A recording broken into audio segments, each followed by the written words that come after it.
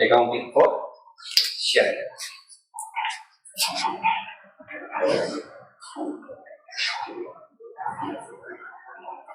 Accounting for share capital. ठीक है, clear? NCERT. सबसे पहले हम लोग बात करते हैं यहाँ पर कंपनी. क्या बात करेंगे? शेयर किसमें होते हैं? क्या होती है कंपनी? कंपनी में जैसे लोग इन्वेस्ट करते हैं उनका कैपिटल किसी कॉमन पर्पस के लिए चलाने. पार्टनरशिप क्या होता है? पार्टनरशिप तो दो लोग साथ में आते हैं. तो कंपनी में कितने लोग हैं? कंपनी में 200 मैक्सिमम 200 और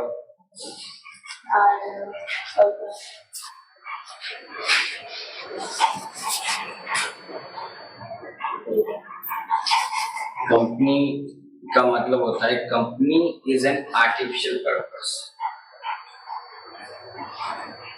company is an artificial person. ठीक है, which have perpetual succession and common seat and have separate legal entity. Company क्या होती है?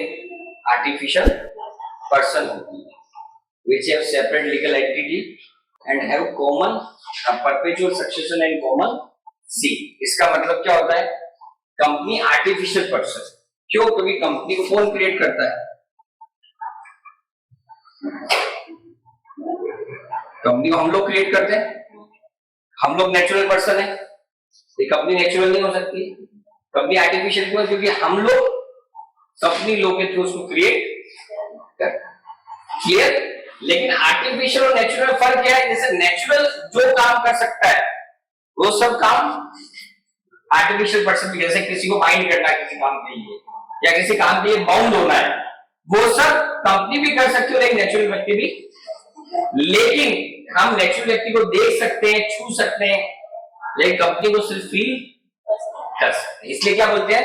Company is an artificial person. Have a separate legal entity. Company और उसके members दोनों अपने आप में क्या होते हैं? अलग होते हैं. कंपनी जो काम करेगी उसके लिए कंपनी बाउंड होगी और पार्टनर जो काम करेंगे उसके लिए उसके जो मेंबर जो काम करेंगे उसके लिए मेंबर लायबल होगा. ठीक है, ऐसा कभी नहीं होगा मेंबर ने जो काम किया उसके लिए कंपनी लायबल और कंपनी ने जो काम किया उसके लिए मेंबर लायबल. ऐसा कभी नहीं होगा. And perpetual succession. आपने देखा होगा आपके पूर्वजों के अंदर या आपने किसी XYZ की फैमिली में देखा होगा कि उनके घर में दादाजी दादी जी फादर मदर और वो भाई बहन रहते हैं और किसी एक की डेथ हो गई गलती से या भगवान की ब्लेसिंग, मतलब भगवान की जो मर्जी थी उसकी डेथ हो गई, तो क्या पूरा घर खत्म हो जाता है? घर तो चलता है, जो काम वो सब चलेंगे. सेम कंपनी में भी क्या होता है? Company as a perpetual succession, मतलब कंपनी का भले कंपनी के मेंबर कोई छोड़ के चला गया, कोई नया आ गया, लेकिन उसके एग्जिस्टेंस में कोई फर्क, इसलिए उसको बोलते हैं परपेचुअल सक्सेशन. कंटिन्यूअस में वो चलती रहे. पार्टनरशिप में तो क्या है? पार्टनरशिप खत्म हो सकती है, कोई पार्टनर गया आया, लेकिन कंपनी कभी खत्म. और कॉमन सीट, जैसे एक व्यक्ति अपनी आइडेंटिफिकेशन के लिए क्या करता है? साइन करता है. सिर्फ कंपनी भी अपनी आइडेंटिफिकेशन के लिए क्या करेगी? सील लगाएगी. तो उसकी एक अपनी कॉमन सील भी. So company is an artificial person which have separate legal entity and perpetual succession and common seat. उसको हम लोग क्या बोलेंगे? कंपनी. ठीक है, ये होती है आपकी कंपनी. अब हम बात करते हैं कंपनी के क्या फीचर्स. कंपनी क्लियर हो गया? ये कंपनी क्या होती है? आर्टिफिशियल पर्सन होती है जो लोग के थ्रू क्रिएट होती है, जिसका परपेचुअल सक्सेशन होता है और कॉमन सील होती है और अपने आप में एक सेपरेट लीगल एंटिटी. ठीक, अब फीचर्स अगर बात करें तो सबसे पहला फीचर क्या है? Body corporate. क्या लिखा है? ठीक है, क्या लिखा हुआ है यहाँ पर, कंपनी जो होती है वो लॉ के द्वारा बनती है, और जैसे जैसे लॉ के अंदर क्या होता है, चेंजेस होते हैं, वैसे वैसे कंपनी में भी चेंजेस होते रहते हैं। ठीक है, बॉडी कॉर्पोरेट यहाँ पर ध्यान रखना। Company is form according to provisions law enforced from time to general India, the company form and registered under companies act 2013। पहले चलता था कंपनीज एक्ट 1956, उसके अकॉर्डिंग कंपनी रजिस्टर्ड होती है, और अब कंपनी जो बनती है वो किसके अकॉर्डिंग बनेगी, कंपनीज एक्ट 2013। तो क्या हो गया, सबसे पहला बॉडी कॉर्पोरेट, सेकंड क्या है, सेपरेट लीगल, अभी मैंने बताया सेपरेट लीगल, मतलब उसके मेंबर और कंपनी का आपस में दोनों का अस्तित्व क्या होता है, अलग अलग होता है, दोनों का आपस में कोई भी सेम एग्जिस्टेंस नहीं होता है। कंपनी अपने अपने काम के लिए कंपनी खुद बाउंड होती है, और मेंबर उसके अपने काम के लिए खुद बाउंड। ठीक है, क्लियर। नेक्स्ट आता है limited liability.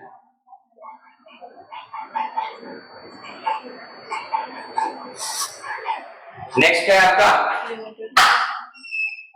Limited liability. Limited, देखो पार्टनरशिप के अंदर क्या होता है, पार्टनर की लायबिलिटी अनलिमिटेड होती है। मतलब अगर पार्टनरशिप के अंदर पूरा पैसा किसी पार्टी को नहीं दे पाया, तो पार्टनर पर्सनली अपनी प्रॉपर्टी में से दे। हमने पढ़ा भी था कि वाइफ और बच्चे के नाम में प्रॉपर्टी यूज नहीं, खुद के नाम में प्रॉपर्टी भी उसके लायबिलिटी पे करने के लिए यूज में।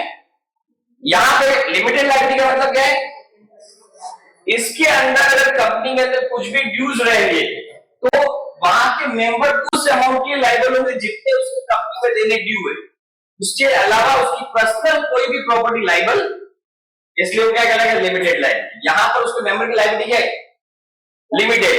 कहां तक लिमिटेड है, जितना उसने कंपनी को देने का कमिटमेंट किया था, भले वो अमाउंट के फॉर्म में और शेयर्स के फॉर्म में, उतना वो पे करने की उसकी लायबिलिटी, इससे ज्यादा पे करने की लायबिलिटी नहीं। ठीक है, देन उसके बाद आता है परपेचुअल सक्सेशन।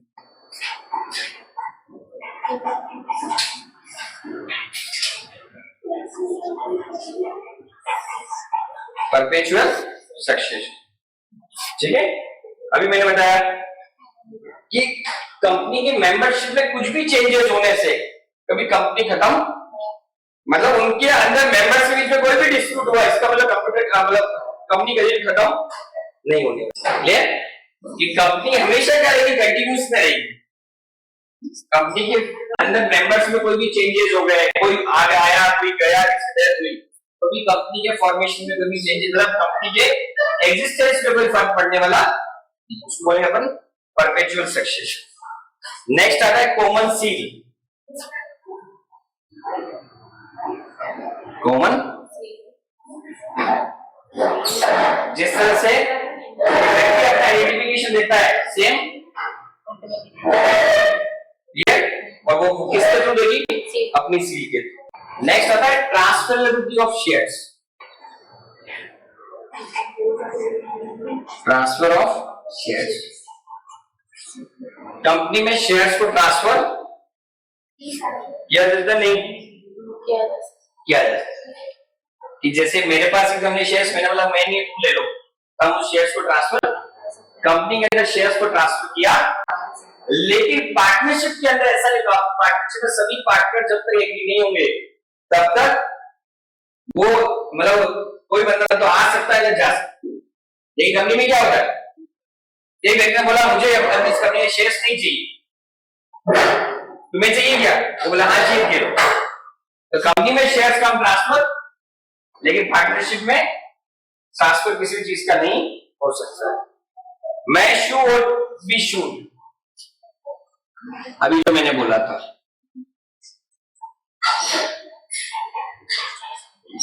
आप किसी के अगेंस्ट में क्लेम कर सकते हो, मतलब कंपनी के अगेंस्ट में कोई भी क्लेम कर सकता है, और कंपनी भी किसी के अगेंस्ट में क्लेम कर सकती है ड्यूज अमाउंट की।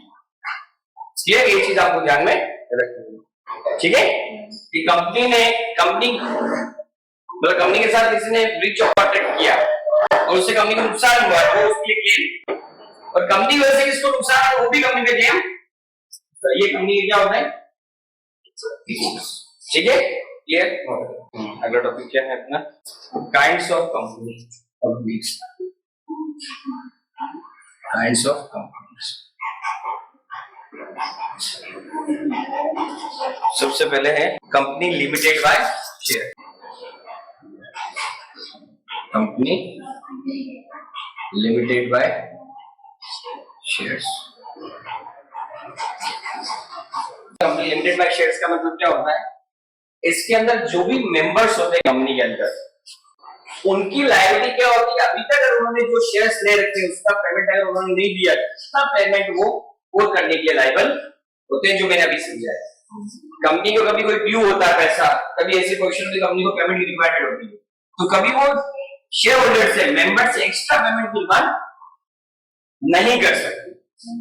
क्यों? क्योंकि कंपनी लिमिटेड बाय शेयर्स का मतलब क्या है, हाँ जैसे एक व्यक्ति ने कंपनी से 100 शेयर्स लिए और एक शेयर्स फॉर एग्जांपल 10 रुपए यानी 1000 रुपीज, अभी उस बंदे ने 100 शेयर्स पे 8 रुपीज तो दे दिए, तो अब वो सिर्फ 200 रुपीज का ही ड्यू अमाउंट लेने का अधिकारी है, कंपनी से वो नहीं ले सकती। कंपनी लिमिटेड बाय शेयर्स का मतलब क्या है कि किसी मेंबर से किसी शेयर्स पे जो अनपेड अमाउंट है उतना ही वो कंपनी लेने के लिए लेने का राइट है, उससे एक्स्ट्रा कंपनी किसी डेट के लिए वो एक्स्ट्रा पेमेंट का क्लेम या डिमांड नहीं कर सकती। उसको क्या बोलेंगे अपन, कंपनी लिमिटेड बाय। क्योंकि शेयर होल्डर बोलेंगे मैंने इतने शेयर्स लिए तो मैं इतने शेयर्स का ड्यू अमाउंट पे करूंगा, मैं एक्स्ट्रा कोई भी पे करने की पोजीशन में नहीं हूं और ना मैं पे करूंगा। क्लियर? ये चीज होती है लिमिटेड बाय शेयर्स। दूसरा आता है कंपनी लिमिटेड बाय गारंटी। या आता शेयर्स की या तक पेमेंट कि किसी मेंबर ने बोला है मैं कंपनी में 1 लाख रुपीस पे करूंगा और उसने 80,000 तो पे कर दिया, 20,000 ड्यू है, तो कंपनी सिर्फ अनपेड जो अमाउंट है उसी के लिए वो क्या कर सकती है, क्लेम कर सकती है, इससे एक्स्ट्रा कंपनी को डिमांड नहीं है। क्लियर?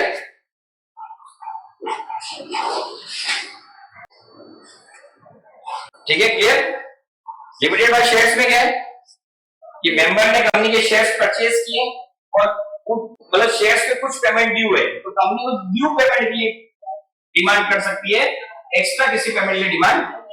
लेकिन जब कंपनी लिमिटेड बाय गारंटी है, उस केस में किसी पार्टनर ने जो भी अमाउंट है उसने लायबिलिटी ली है कि मैं इतना कंपनी में पैसा कंट्रीब्यूट करूंगा और अभी उतने पैसे में कुछ अमाउंट ड्यू है, तो कंपनी उतने ही ड्यू अमाउंट के लिए क्लेम करेगी, एक्स्ट्रा किसी भी पेमेंट की डिमांड नहीं करेगी। उसको क्या बोलेंगे, company limited by guarantee.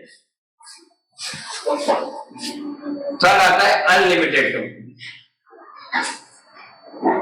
Unlimited नाम से पता चल रहा है, ऐसी कंपनी जिसमें उनके मेंबर की लायबिलिटी क्या होती है, अनलिमिटेड होती है, कोई लायबिलिटी नहीं है। इसका मतलब कि अगर शेयर कैपिटल के बारे में नॉर्मली एग्जाम में एक नंबर में पूछते हैं, कभी कॉल्ड अप कैपिटल के बारे में पूछ लेते हैं, कभी सब्सक्राइब के बारे में पूछ लेते हैं, कभी इश्यू के बारे में पूछ लेते हैं, तो ये ध्यान आपको रखना है। टाइप्स ऑफ शेयर कैपिटल, सबसे पहली होती है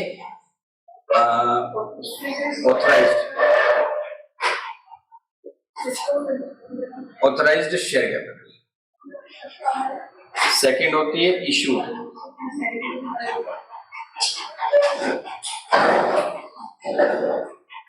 थर्ड होती है सब्सक्राइब,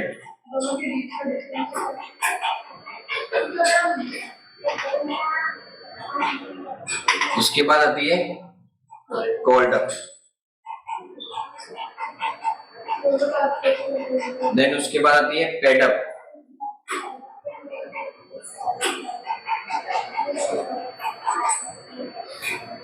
एंड देन उसके बाद लास्ट आती है रिजर्व कैपिटल।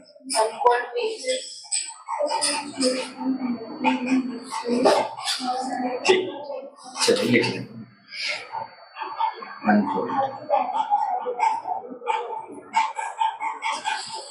ऐसे ये कोई टाइप नहीं है अनकोल्ड शेयर कैपिटल। ठीक है, क्लियर? अब सबसे पहली बात करते हैं अपन authorised share capital. Authorised share capital क्या होती है जब कंपनी बनती है उस समय दो चीजें बहुत इंपॉर्टेंट कंपनी बनाती है।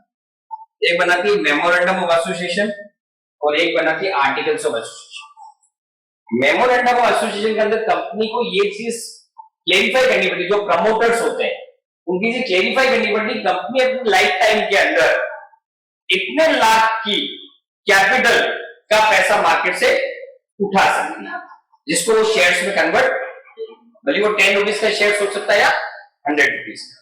तो वहां पर जो प्रमोटर्स मेमोरेंडम एसोसिएशन वाला जो लेटर स्टेटमेंट बनाते हैं उसके अंदर वो कैपिटल क्लोज आता है, वहां पर वो लिखते हैं कि we are announce we have confirm कि हम हमारी कंपनी की जितनी भी लाइफ टाइम होगी, भले वो 5 साल हो 10 साल 15 साल हो, हम इतने लाख रुपीस का ही मार्केट से पैसा लेंगे हमारे बिजनेस को स्टार्ट करने में, या मार्केट में इतने ही लाख के शेयर से मार्केट में इश्यू करेंगे और पब्लिक से पैसा लेंगे। इससे ज्यादा चाहिएगा तो हम पब्लिक में शेयर्स को इश्यू, एक लिमिट उन्होंने यहाँ पे फिक्स कर दी। तो वो किस में आता है? फिर आता है क्या? इश्यू। अब कंपनी ने फॉर एग्जांपल बोला कि मैं 10 लाख रुपीस के शेयर्स, मतलब 10 लाख शेयर्स ही मार्केट में इश्यू करूंगी। कंपनी ने बोल दिया अपने ऑथराइज में कि मेरी ऑथराइज कितनी 10 लाख शेयर्स है, 10 लाख तक के शेयर्स से मार्केट में इश्यू करूंगा, कभी भी, आज करूं जब मुझे जरूरत पड़ी तब करूं।